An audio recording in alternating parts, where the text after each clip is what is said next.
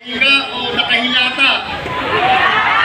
Yun po, bakit man pakinggan ang politika sa Pilipinas, parang prostitute, nakahilata, naghihintay ng highest bidder. Jesus Cudero, are you a prostitute? Are you a prostitute? You 18 senators na binalik sa Kongreso yung ibinigay na sa inyo. Diba? May ganyan mga kwento. Sa Amerika si Trump na-involve sa isang prostitute.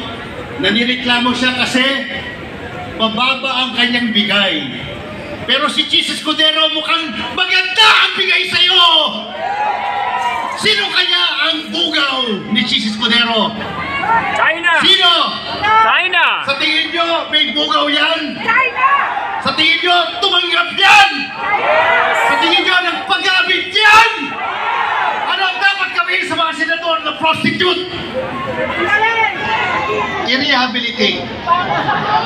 Kasi ang prostitute, maraming prostitute hindi masama. Kailangan na nilang maghanap buhay. Pero kapag ang senador ang prostitute, hindi nila kailangan ibenta ang sarili. Pero mas malala pa sa pagbenta ng sarili, ibinibenta ang ating bansa, ang ating kinabukasan. Ako'y dinaantok pa ho. Kalalanding ko lang sa aeroplano. Galing po ako sa Roma. Nakita ko po si Pope Leo. Nakita ko po yung muntik na maging Pope, si Cardinal Tagle. Araw-araw po kasama ko siyang kumakain sa Kolegyo Pilipino.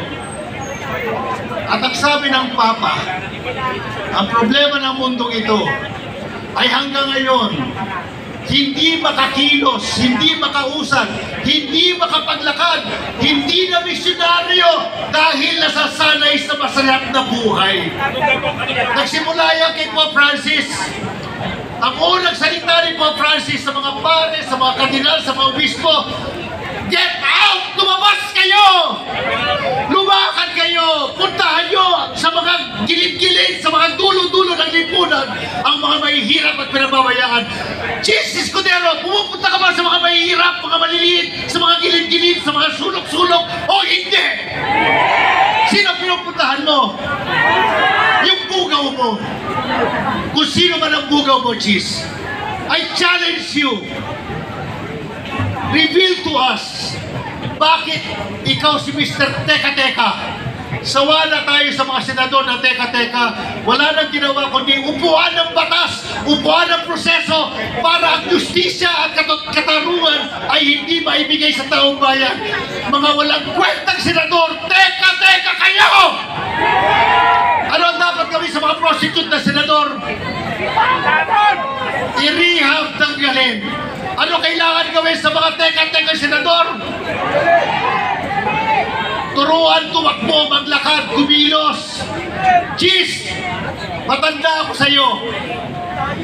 Noong panahon ni Gloria Macapagal Arroyo, kasama ka ba doon sa tinatawag na Spice Boys? O kasama ka sa mga Old Spice? Noong panahon na yon, sila Barbers, sino pa ba yun? Si Mike Defensor, pati si Subiri, tumakbo tayo paikot ng Mendiola para patalsikin si Gloria Macapagal Arroyo.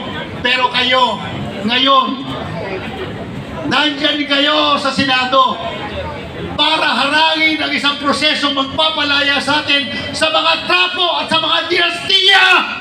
Bakit? Dahil ikaw, Jesus Cudero, mga Escudero, dynasty kayo. Ang problema natin ngayon, hanggat hindi nawawala mga dynasty sa bansang ito, maging mananatiling senado ng mga teka-teka, ng mga prostitute, ang mga nagliliko sa ating bayan. Pero hindi kayo, hindi ako, hindi ang mga maliliit at pinaglilikuran nila, kundi ang mga bugaw ng lipunan ito. Kaya sa pagtatapos, tinanong ako ng media kanina, anong mensahe mo kay Sara Duterte? Pareho rin sa mensahe ko sa kanyang tatay. Pagpasalamat ka, di